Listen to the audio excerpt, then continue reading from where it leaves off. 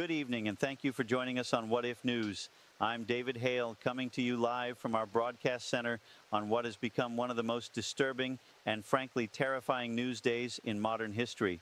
We begin tonight with breaking developments from multiple cities across the eastern United States concerning what can only be described as a wave of violent attacks that began approximately 6 hours ago and have been escalating with alarming speed.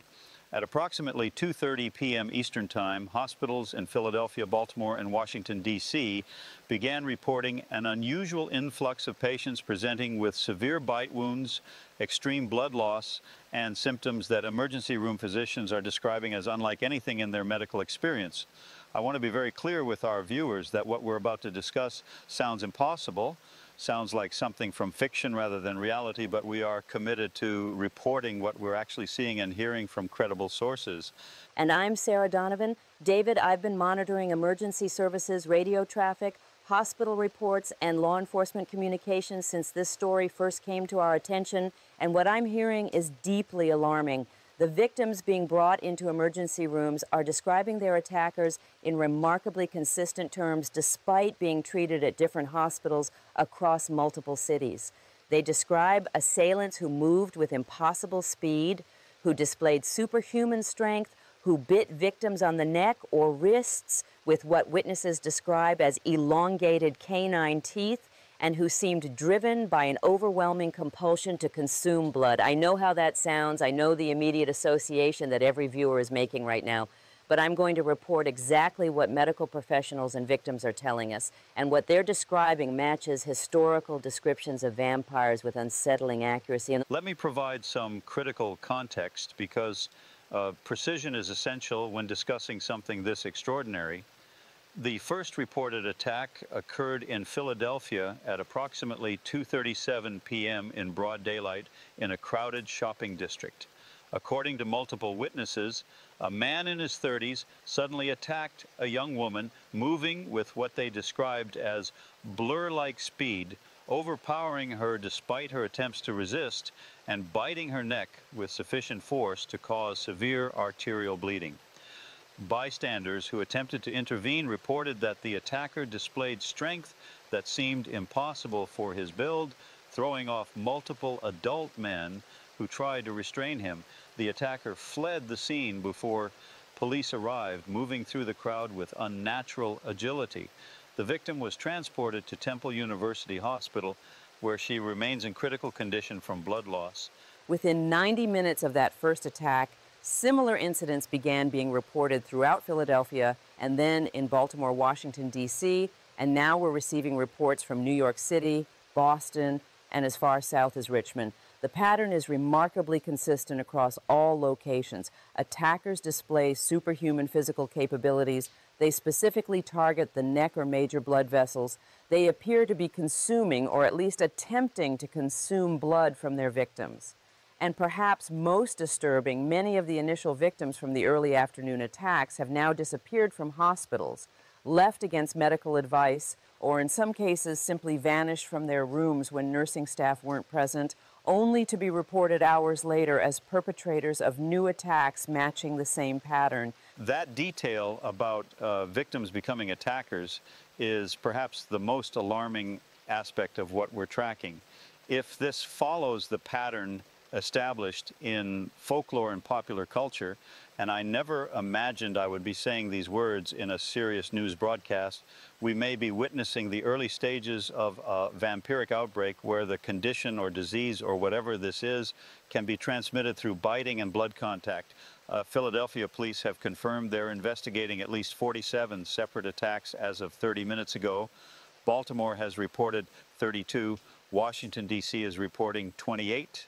These numbers are rising rapidly as we speak. I want to share one of the first witness accounts we've received because it provides important detail about what people on the ground are experiencing. A woman named Patricia in Philadelphia writes, "I was shopping at Reading Terminal Market when I saw it happen right in front of me.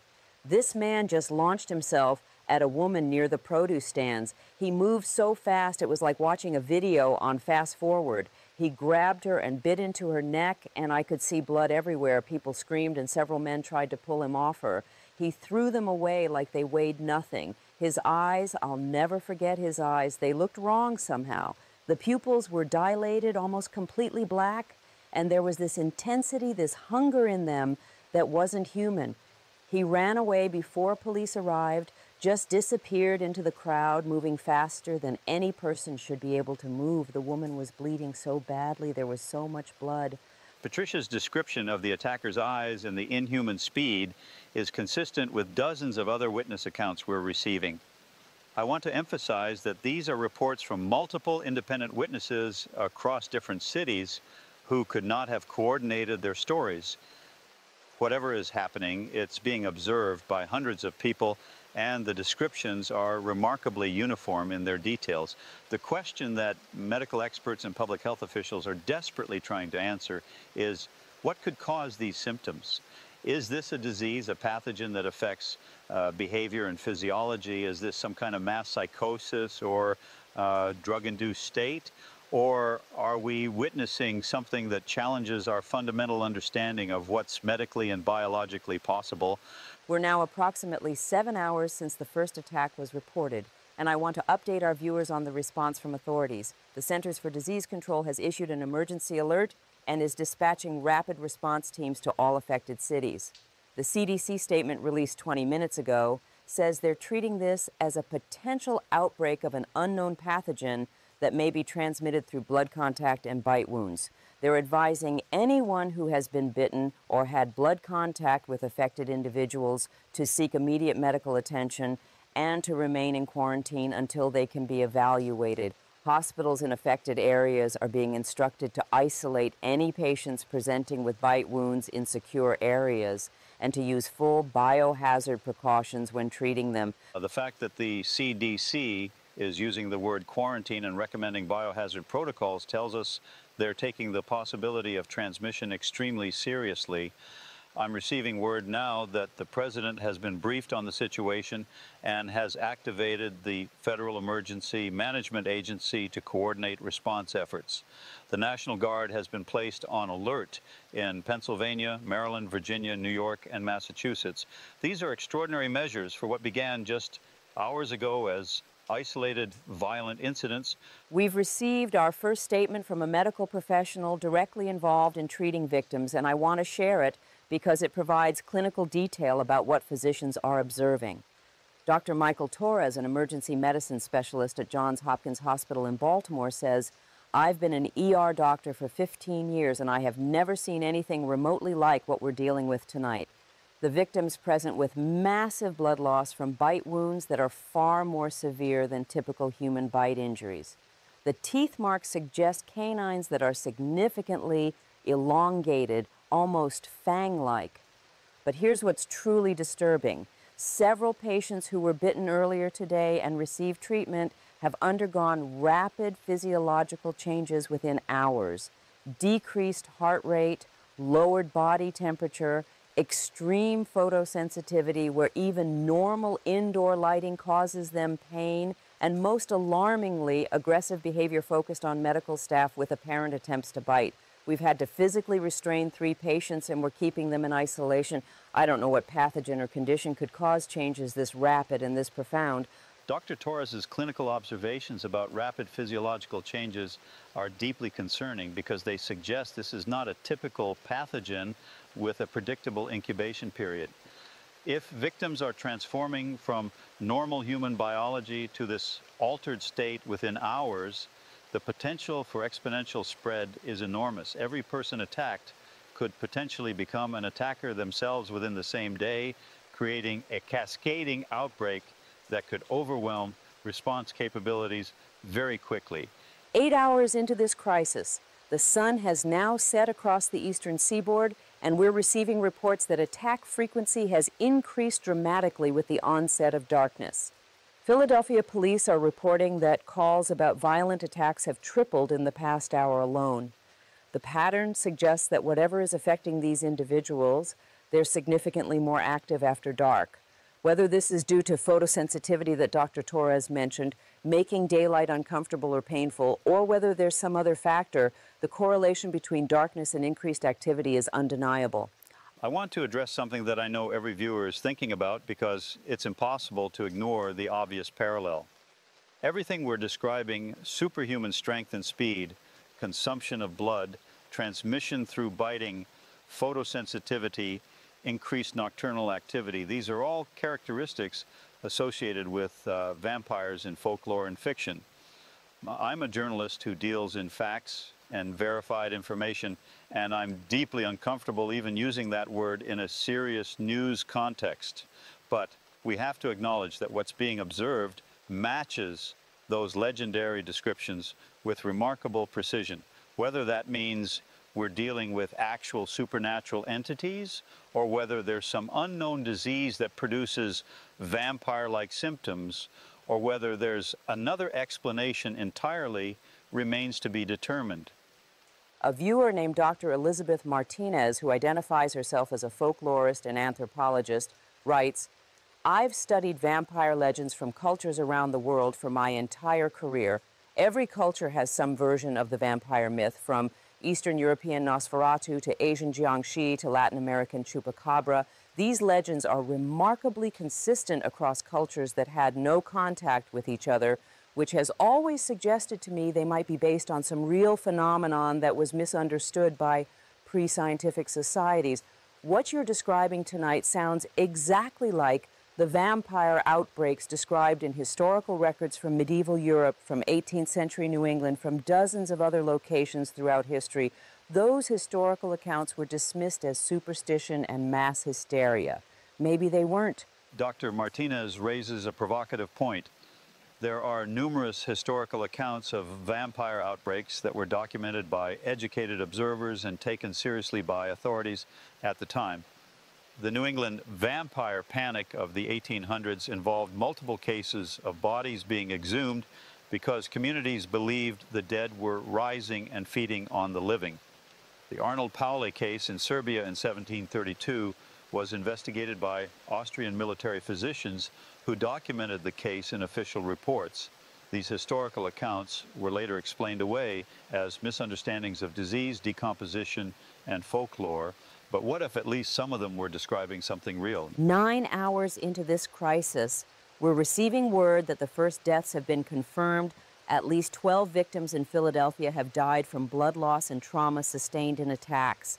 Several of those deaths occurred in hospitals despite medical intervention, suggesting the severity of injuries is beyond what emergency medicine can successfully treat in all cases. Additionally, and this is even more disturbing, at least 5 individuals who were listed as deceased in hospital morgues have disappeared. Security footage apparently shows them rising from morgue tables and leaving the facilities under their own power. Hospital administrators are describing this as impossible, but the video evidence exists. The reports of deceased individuals rising and leaving morgues is perhaps the most difficult information to process and verify. If accurate, it suggests that whatever this condition is, it may not follow conventional biological rules regarding death and life. This crosses from the merely unusual into territory that challenges fundamental assumptions about human biology and mortality. I want to be very careful here because we're dealing with information that sounds impossible, but it's being reported by hospital security personnel and administrators who have no apparent reason to fabricate such claims. We've just received an emergency statement from the mayor of Philadelphia that I want to share in its entirety. She says, "I am declaring a state of emergency for the city of Philadelphia effective immediately. All residents are advised to remain indoors, secure all windows and doors, and avoid any contact with individuals displaying aggressive or unusual behavior.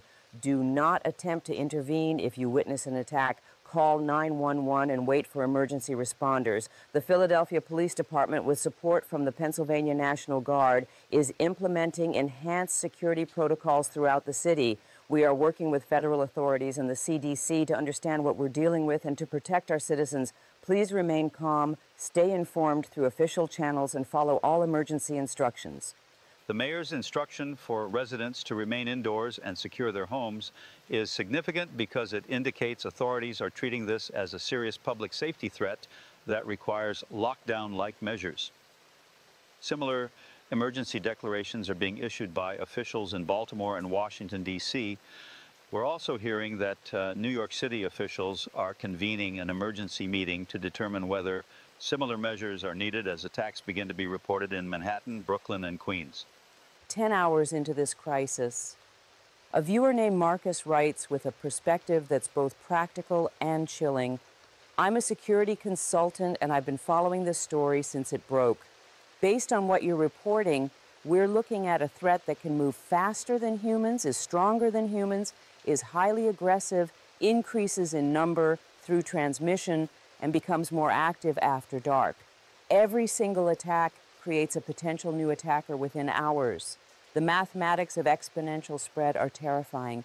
If each infected person attacks even 2 people per day, and those people transform and attack others, you're looking at thousands of cases within a week and millions within 2 weeks. The window for containing this is measured in hours or days at most, not weeks or months.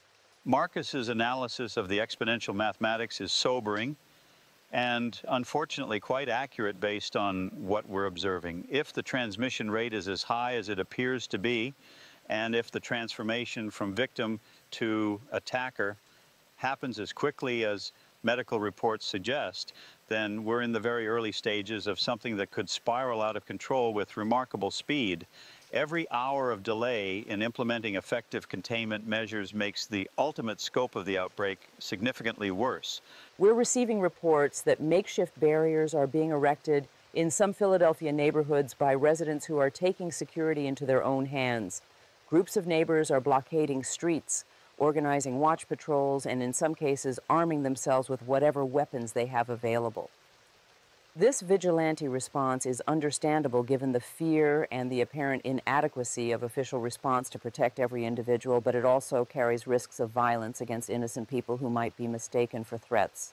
11 hours into this crisis, the president is about to address the nation, and we're going to carry those remarks live. This will be the first direct communication from the highest level of government about what's happening tonight. And we're back after the president's address. For viewers who may have missed it, the president confirmed that the federal government is treating this as a national emergency and a potential outbreak of an unknown pathogen with highly unusual characteristics. He announced that the CDC, Department of Homeland Security, FEMA, and the Department of Defense are coordinating a comprehensive response. He declared a state of emergency in 5 states, allowing for federal resources to be deployed immediately. He urged calm, but also urged all citizens in affected areas to take precautions, including remaining indoors after dark, avoiding contact with unknown individuals, and reporting any suspicious activity to authorities immediately.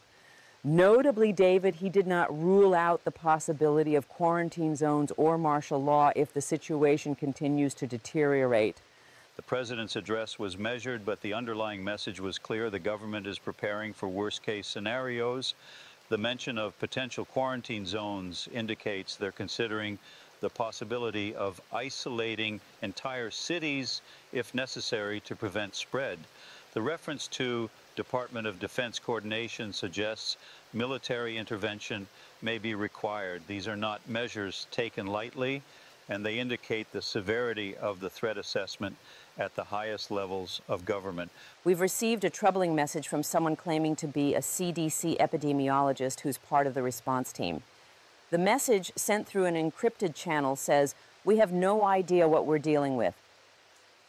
Blood samples from victims show anomalies we can't explain. DNA analysis reveals mutations that shouldn't be possible in such short time frames. The affected individuals show biological changes that don't match any known pathogen, virus, or bacterial infection. Their metabolism has fundamentally altered. They're no longer processing oxygen through normal respiration. Their body temperature has dropped to levels that should cause hypothermia, but they remain active. Every model we have for disease transmission and progression is failing to predict what we're seeing. If this spreads beyond the current containment attempts, we may not be able to stop it."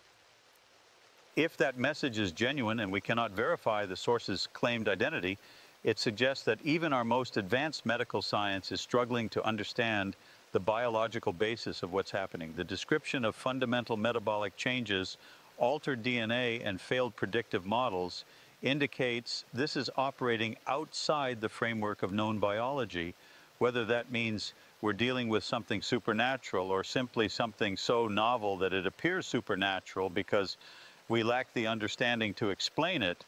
The practical effect is the same. We don't know how to stop it. 12 hours into this crisis, we've reached the halfway point of the first 24 hours, and I want to provide a comprehensive update on the scope of what we're tracking. Confirmed attacks are now being reported in 8 major cities: Philadelphia, Baltimore, Washington, D.C., New York City, Boston, Richmond, Pittsburgh, and Newark. The total number of documented attacks exceeds 300. The number of victims who have subsequently disappeared from hospitals or morgues and are presumed to have transformed is estimated at over 100. At least 38 deaths have been confirmed, and these numbers are certainly underestimates because they only include reported and verified incidents. The actual numbers are almost certainly higher. We're also receiving scattered reports of attacks in smaller towns and suburbs across the northeastern United States, suggesting the outbreak is no longer confined to major urban centers. Whether this spread represents attackers traveling to new locations or independent outbreaks occurring simultaneously, we don't yet know.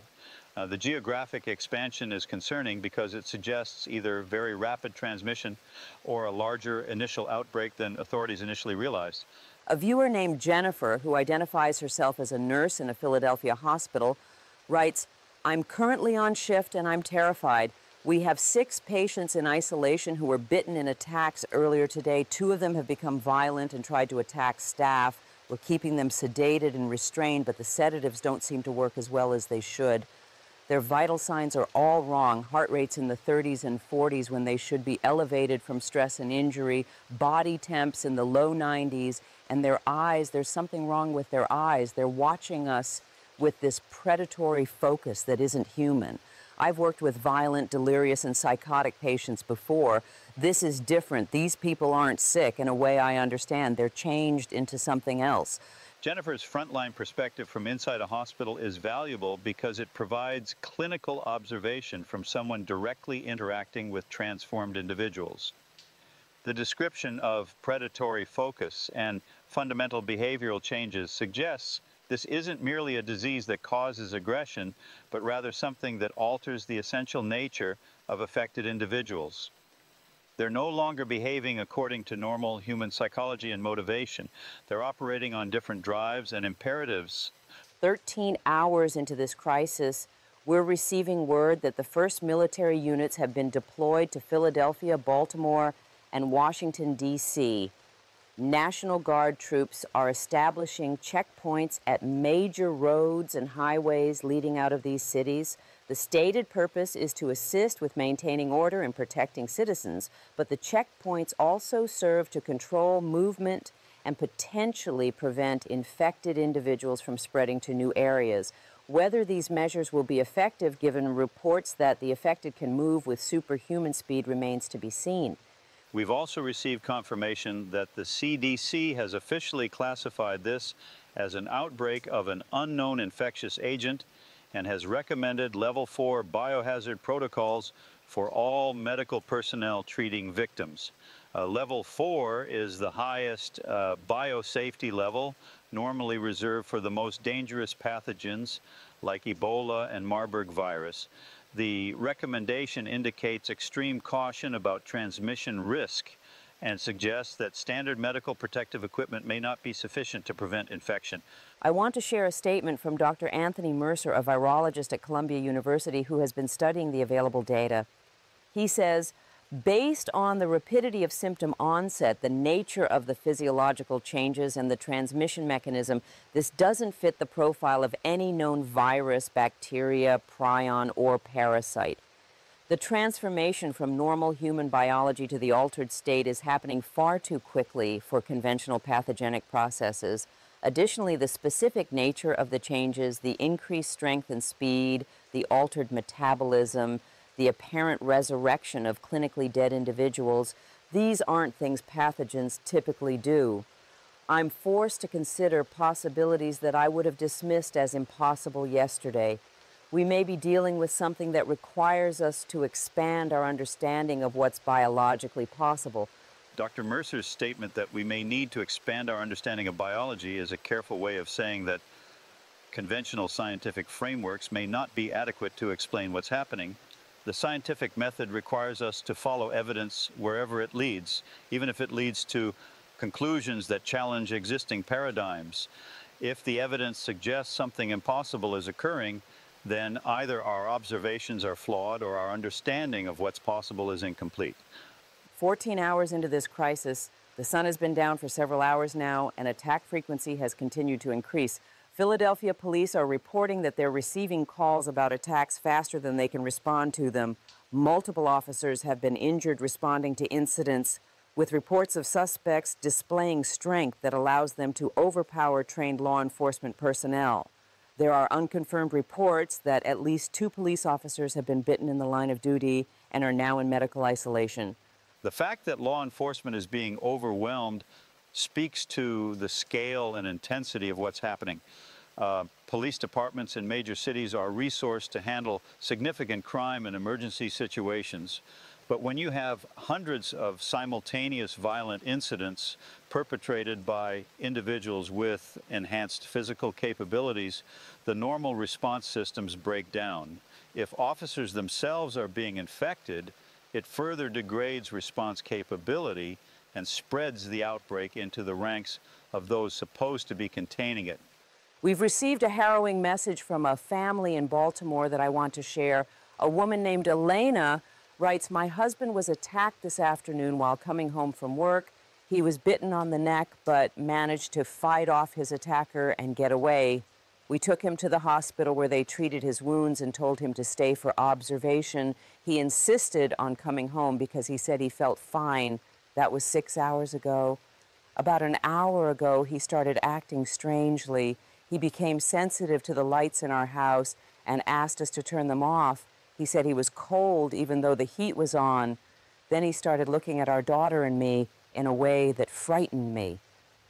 There was hunger in his eyes. He's locked himself in the bedroom and told us to call for help, that something is wrong with him, that he doesn't trust himself around us. We're terrified. What's happening to him?" Elena's message is heartbreaking because it illustrates the human dimension of this outbreak. A normal person going to work in the morning is attacked, transformed, and by evening is struggling to maintain his humanity and protect his family from what he's becoming.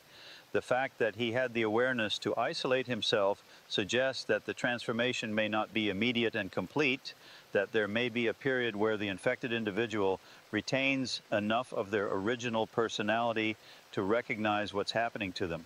That makes this even more tragic because it means people are conscious of their own transformation into something monstrous. 15 hours into this crisis, we're receiving reports from New York City that are particularly alarming given the population density. Attacks are being reported in Manhattan, Brooklyn, Queens, and the Bronx. The New York subway system, which typically runs 24 hours, is being shut down by emergency order from the mayor. All trains will stop service at midnight. The official reason is to prevent the spread of the outbreak through the confined spaces of subway cars and stations, but it also means that millions of New Yorkers who depend on public transit will have limited mobility options starting in just hours. The decision to shut down the New York subway system is unprecedented in modern times. The system has continued operating through blackouts, hurricanes, and terrorist attacks. Shutting it down indicates that officials believe the risk of transmission in confined underground spaces with crowds of commuters is simply too high to allow continued operation. It's the right decision from a public health perspective, but it will create enormous challenges for residents and for emergency services. A viewer named Robert in Manhattan writes, "I can see from my apartment window what's happening on the streets. There are groups of people moving through the crowds who don't look right. They move differently with this predatory grace that stands out even from 15 floors up. I watched one of them grab someone, pull them into an alley, and I could see the struggle. Then minutes later, 2 figures emerged instead of 1. This is spreading so fast. Every attack creates a new attacker. The math is terrifying. How many of them are out there now? How many will there be by morning?" Robert's observation about exponential spread echoes what Marcus told us earlier. If we assume conservatively that the outbreak began with perhaps 10 to 20 initial cases around 2:30 p.m., and each of those attacked two people who then transformed and attacked others, you're looking at potentially thousands of infected individuals by this point in the evening. And if the rate of attack increases rather than decreases, which seems to be the case based on police reports, the numbers could be far higher. 16 hours into this crisis, we're receiving our first reports of attacks outside the northeastern United States. Chicago police are investigating several incidents that match the pattern. There are unconfirmed reports from Atlanta and Miami. If these reports are accurate, it means the outbreak has spread nationally far faster than anyone anticipated. Whether this represents air travel by infected individuals to these cities or simultaneous outbreaks, the geographic scope is expanding beyond what containment efforts have been designed to handle. The spread to Chicago, Atlanta, and Miami suggests air travel may be a significant vector for transmission. Infected individuals who were attacked in the afternoon and boarded flights before symptoms manifested could have spread the outbreak to distant cities. This would mean the outbreak is already seeded in multiple locations across the country, and that regional containment strategies may no longer be viable. I want to share a statement that was just released by the American Red Cross. They're suspending all blood donation and blood drive operations nationwide, effective immediately until further notice. The statement says, given the current public health emergency and concerns about potential blood-borne transmission of an unknown pathogen, the American Red Cross is implementing emergency protocols to protect the blood supply. All donated blood will be quarantined and tested before use. We apologize for any impact this may have on patients requiring transfusions, but the safety of the blood supply is paramount. The decision to quarantine the entire blood supply indicates serious concern about the transmission mechanism. If this condition can be transmitted through blood, then the nation's blood banks could potentially be vectors for widespread transmission if contaminated blood were to be transfused into surgery or trauma patients. It's a prudent precaution, but it will create challenges for hospitals and patients who depend on the availability of blood products. 17 hours into this crisis, we're receiving word that hospitals in multiple cities are being overwhelmed by the volume of victims seeking treatment, combined with the need to isolate and restrain patients who are transforming. Several hospitals in Philadelphia have activated emergency overflow protocols, setting up triage in parking lots and nearby facilities. Some emergency rooms are turning away patients with non-life-threatening conditions to preserve capacity for attack victims. The healthcare system in affected areas is approaching the breaking point. A viewer named Dr. Susan Park, who identifies herself as an emergency room physician in Baltimore, writes, "We're completely overwhelmed. Every room is full. We're treating people in hallways. We've had to restrain 6 patients who became violent after treatment. 2 security guards have been injured. 1 nurse was bitten and is now in isolation. We're running out of blood products from treating hemorrhage victims. We're running out of sedatives from trying to keep transformed patients controlled. And the calls keep coming. The ambulances keep arriving. I don't know how much longer we can sustain this pace, and I'm terrified about what happens when the healthcare system collapses entirely."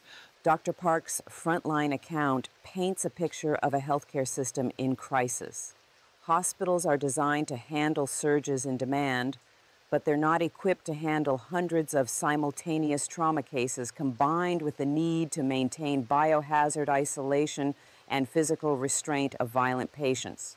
When hospitals become unable to provide care, mortality rates for all conditions increase dramatically, not just for outbreak victims, but for anyone experiencing a medical emergency. 18 hours into this crisis, I want to report on a significant development from the Centers for Disease Control. The CDC has released preliminary analysis of blood samples from infected individuals, and the findings are extraordinary. According to their report, the blood shows several abnormalities, including an unknown protein that doesn't match any known human or pathogenic protein in existing databases. The red blood cells show structural modifications that enhance oxygen carrying capacity, but the infected individuals don't appear to be using that oxygen through normal metabolic pathways. Most significantly, The analysis detected what they describe as retroviral elements, suggesting this may involve a virus that integrates into human DNA and causes permanent genetic modification. The description of permanent genetic modification is crucial because it suggests this isn't a condition that can be cured by eliminating a pathogen from the body. If the virus has integrated into the DNA of infected individuals' cells, then those cells will continue producing the altered proteins and exhibiting the modified behavior indefinitely. It would mean transformation is permanent and irreversible using current medical technology. People who are infected don't get better. They remain in the altered state indefinitely or until something else kills them. A viewer who identifies himself as Dr. James Liu, a geneticist at MIT, writes, "The CDC's description of retroviral integration is consistent with what's called a lentivirus, a type of retrovirus that can cause long-term persistent infections. HIV is the most famous example, but retroviruses don't normally cause the kind of rapid physiological changes you're describing. Integration and expression of new genetic material takes time, usually weeks to months, not hours. If this is really causing transformation within hours, it represents a mechanism of genetic modification that's far more efficient than anything in nature. That suggests either extensive human engineering or something else entirely." 19 hours into this crisis, we're receiving reports that some religious organizations are interpreting these events through theological frameworks. Several prominent religious leaders have issued statements suggesting that what we're witnessing represents demonic influence or spiritual warfare made manifest in the physical world. Churches across the affected regions are holding emergency prayer services and offering sanctuary to frightened residents. Some clergy are reportedly conducting what they describe as exorcisms or spiritual cleansing rituals on individuals who fear they may have been infected. The religious interpretation is understandable given that vampire legends have always had spiritual and theological dimensions in addition to the folkloric and medical aspects. In many cultural traditions, vampirism was seen as a form of demonic possession or spiritual corruption. Whether these religious frameworks offer any practical protection or cure is unknown, but for believers, they provide comfort and a sense of agency in a situation that otherwise feels completely out of control. We've received a message from a Catholic priest in Philadelphia named Father Thomas Brennan, who writes, "I've been a priest for 30 years, and I never truly believed that evil could manifest in such tangible physical ways. Tonight I have seen things that challenge my understanding of the natural order. Several parishioners who came to the church for sanctuary displayed symptoms consistent with demonic influence, behavior I've only read about in historical accounts. I performed traditional rites of protection and blessing. In 2 cases, the affected individuals seemed to experience pain or discomfort from proximity to blessed objects and consecrated spaces. I don't know if what we're dealing with is purely biological or if there's a spiritual dimension that science cannot measure or explain." Father Brennan's account of affected individuals experiencing discomfort around religious objects is interesting because it echoes vampire folklore about crosses, holy water, and consecrated ground. If there's any validity to these observations, and we should note they're subjective and haven't been scientifically verified, it would suggest that whatever is causing this transformation has characteristics that respond to spiritual or religious elements in ways that biological pathogens typically don't. 20 hours into this crisis, the death toll has risen significantly. We're now receiving reports of at least 147 confirmed deaths across all affected cities. Many of these deaths occurred after infected individuals attacked victims with such violence that the injuries were not survivable even with immediate medical intervention. We're also receiving reports of violent confrontations between law enforcement and infected individuals that have resulted in both police fatalities and the destruction of infected attackers. The exact number of infected individuals who have been killed by police or armed civilians is unknown, but appears to be substantial. The question of how to stop infected individuals is one that authorities are grappling with. Traditional law enforcement techniques like tasers and pepper spray are being reported as largely ineffective given the enhanced strength and apparent pain tolerance of the infected. Physical restraint requires multiple officers and still often fails. Firearms appear to be effective, but using lethal force against individuals who may be victims of infection raises serious ethical and legal questions, even when those individuals pose an immediate threat to others. A viewer named Carlos, who identifies himself as a police officer in Baltimore, writes, "I shot someone tonight. I've been on the force for 12 years and I've never had to discharge my weapon in the line of duty until tonight. We responded to a call about an attack in progress. When we arrived, we found a man standing over multiple victims. He had blood all over his face and hands. When we ordered him to stop, he charged at us, moving faster than any person I've ever seen. My partner tried to taser him, and it did nothing. He was on my partner in a second, and I could see him trying to bite. I fired 3 shots, center mass. He went down but got back up. I fired again, headshot this time, and he finally stopped moving. I keep telling myself I saved my partner's life, but I killed someone who might have been a victim themselves before they became a threat. How am I supposed to process that?" Carlos's account is heartbreaking because it illustrates the impossible position that law enforcement finds themselves in. They're trained to protect and serve, trained in de-escalation and minimum necessary force. But when confronting threats that don't respond to conventional techniques and pose immediate lethal danger, they're forced to use lethal force or watch their partners and civilians die. The psychological toll on officers who have to make these split-second decisions will be significant. 21 hours into this crisis, we're receiving reports of a disturbing new development. Multiple sources are describing what they're calling coordinated group behavior among the infected. Rather than acting as isolated individuals, infected persons in some areas appear to be moving in groups, coordinating their attacks and displaying what might be interpreted as tactical thinking. If accurate, this suggests either retained intelligence or some form of collective behavior that emerges from the infection itself. The possibility of coordinated behavior among the infected is deeply concerning because it would indicate they're not simply driven by mindless hunger, but rather retaining cognitive function that allows for planning and cooperation. In vampire fiction, this is often portrayed as older vampires commanding newly turned ones, or as vampires forming covens and hierarchies. If something similar is occurring in reality, it would mean the infected represent a far more sophisticated and dangerous threat than mindless, aggressive victims of a disease. A viewer in New York writes, "I'm watching from my window and what I'm seeing is organized. There are groups of them, maybe 8 or 10 together, moving through the streets. They seem to be communicating somehow, coordinating their movements. They're herding people, cutting off escape routes, working together to trap victims. This isn't random violence. This is hunting. They're hunting us."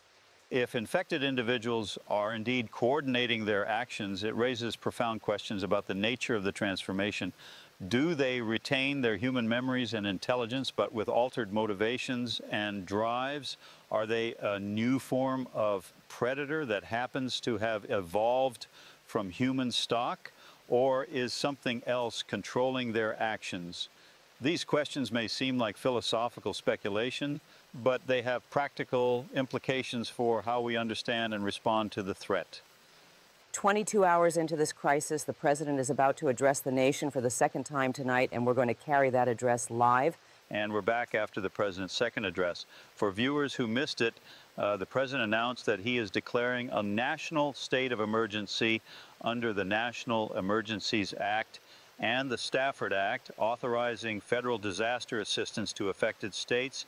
He announced that the military will be deployed to maintain order and assist with containment efforts in all affected cities. He signed an executive order authorizing the use of federal quarantine powers under Section 361 of the Public Health Service Act, allowing for mandatory isolation of infected individuals and contacts. Most significantly, he announced that affected cities may be placed under full quarantine with travel restrictions enforced by military authority. He urged all Americans to remain calm, follow official instructions, and avoid panic. The authorization of military enforcement of quarantine zones is extraordinary and indicates that voluntary compliance is no longer considered sufficient. The military will have authority to prevent movement of people and vehicles in and out of designated zones using force if necessary. This represents one of the most significant exercises of federal emergency power in American history.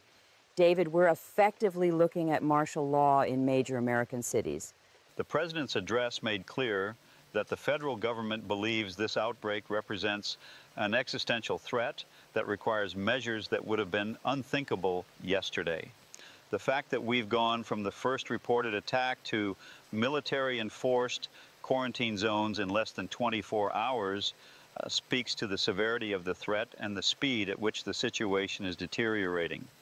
We've received a message from someone claiming to be a military officer involved in the response planning.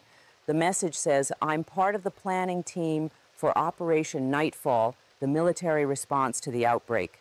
We're preparing for scenarios that we never imagined we'd face on American soil. Our models suggest that without aggressive containment, we're looking at potential infection of significant portions of the population in affected cities within 72 hours. The exponential growth is simply too fast to contain using conventional public health measures. We're developing protocols for dealing with threats that have enhanced physical capabilities and may require lethal force to neutralize. Rules of engagement are being drafted that would authorize soldiers to fire on American civilians under certain circumstances. This is unprecedented and deeply troubling, but the alternative is worse." If this message is genuine, and again, we cannot verify the source, it provides insight into the military planning that's happening behind the scenes. The reference to Operation Nightfall and the development of rules of engagement for use of lethal force indicates that military planners are preparing for urban combat operations against infected civilians who are treated as hostile combatants. This crosses a line that the American military has never crossed on domestic soil in modern times. 23 hours into this crisis, we're approaching the end of the first 24-hour period since this outbreak began, and I want to provide a comprehensive assessment of where we stand. Infections are now confirmed in at least 15 major cities across the United States. The total number of documented attacks exceeds 1,000.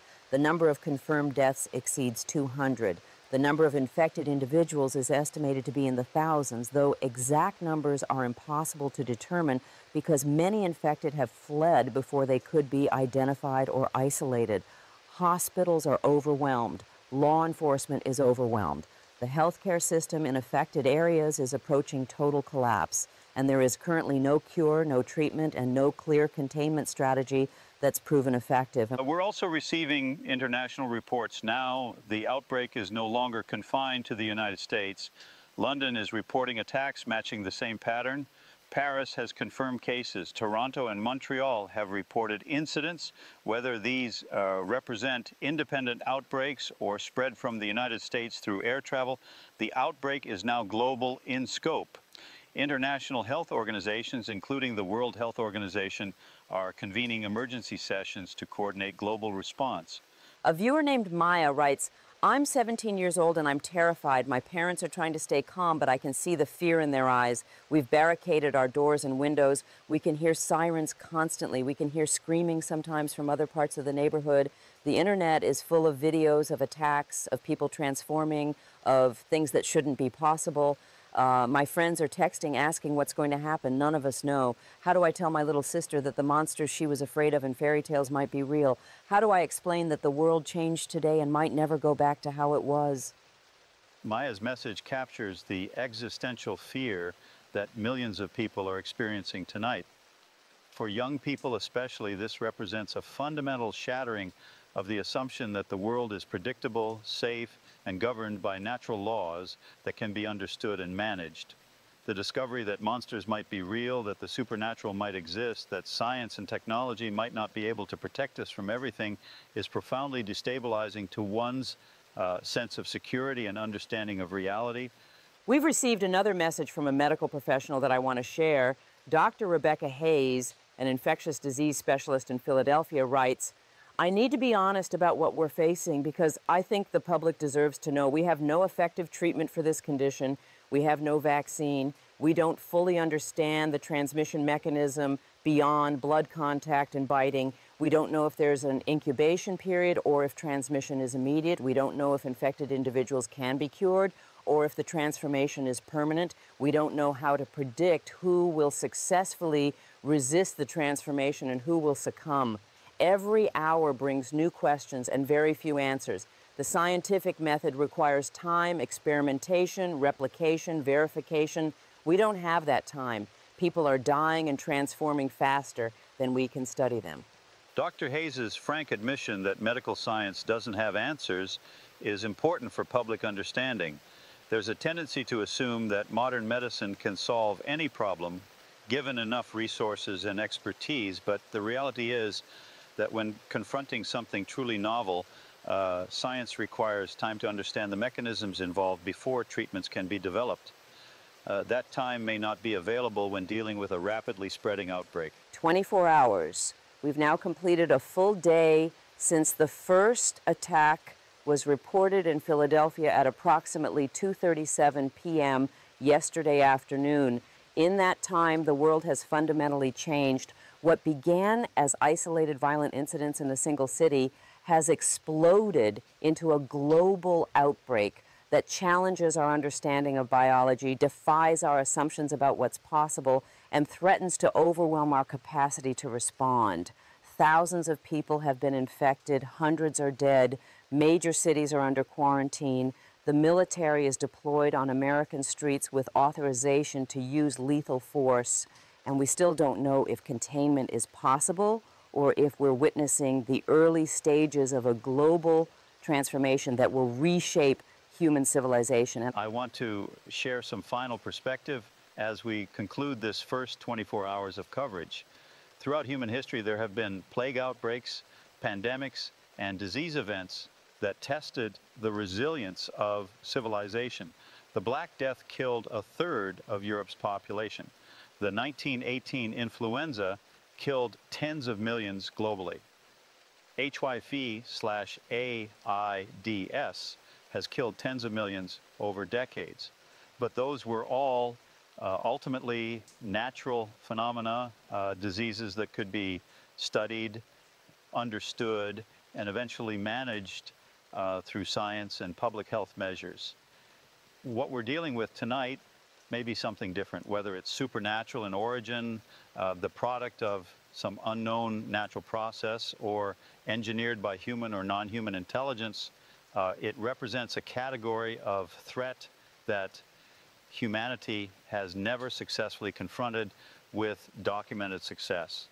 And yet, despite the fear and the horror and the overwhelming nature of what we're facing, I want to end on a note that acknowledges human resilience. I've read dozens of messages tonight from people who are scared, but who are also protecting their families, helping their neighbors, standing up to evil, and refusing to give up hope. Medical professionals are working to exhaustion to save lives. Law enforcement officers are putting themselves in danger to protect civilians. Ordinary people are displaying extraordinary courage. Whatever happens in the nights and days ahead, that human capacity for courage, for compassion, for resistance against darkness that cannot be infected away, that remains. This has been What If News, providing continuous coverage of what is being called the vampire outbreak. Though whether that term represents supernatural reality or simply a convenient label for something we don't yet understand remains to be determined. I'm David Hale. The story is far from over.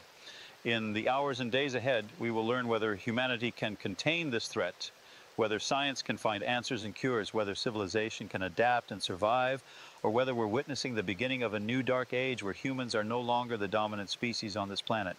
I'm Sarah Donovan. To everyone watching tonight, whether you're safe in your homes or sheltering in fear, whether you're in affected cities or watching from areas not yet touched by this outbreak, please know that you're not alone. Millions of people around the world are sharing your fear, your confusion, and your determination to survive.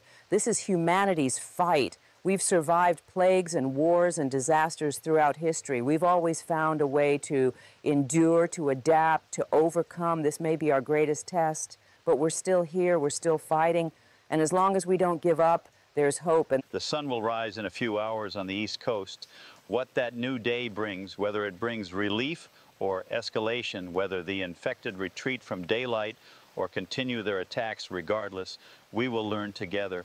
For now, stay safe, stay informed, follow official instructions, protect your families, and hold on to your humanity, because in the face of something that strips humanity away, our greatest weapon is remembering who we are and what makes us human. We'll continue broadcasting as long as we're able, providing updates as this situation develops. If we go off the air, seek information from official emergency broadcasts, from government sources, from whatever news organizations remain operational. Don't believe everything you see on social media. Verify information when possible, but most importantly, survive. Take whatever measures necessary to protect yourself and those you love. The world may have changed today, but human life still matters. Your life matters. Fight for it. This is What If News, concluding our first 24 hours of coverage of the outbreak. What began as an impossible story has become an undeniable reality. The monsters are real, the danger is real, but so is human courage, so is human ingenuity, so is the human will to survive. We don't know how this story ends, but we know that humanity's story isn't over yet, not tonight, not while there are still people willing to stand against the darkness and fight for the light. Stay safe, everyone, stay strong, and may we all see another dawn. Good night, and God help us all.